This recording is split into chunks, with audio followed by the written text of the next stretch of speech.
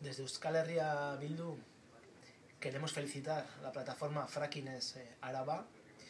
porque el hecho de poner en marcha una iniciativa legislativa popular para prohibir el fracking en la comunidad autónoma vasca nos parece una iniciativa plausible. En primer lugar, por el trabajo que supone ahora de conseguir 30.000 firmas y la sensibilización social que necesitan hacer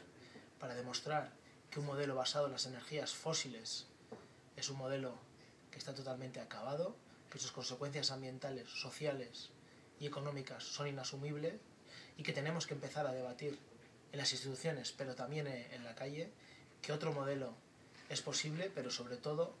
necesario. Por eso desde Euskal Herria Bildu nuestro compromiso en la calle para con esta iniciativa de Fracking-ez Araba, y también haremos todo lo que esté en nuestras manos en las instituciones para impulsar el necesario debate sobre un nuevo modelo energético en todo Euskal Herria.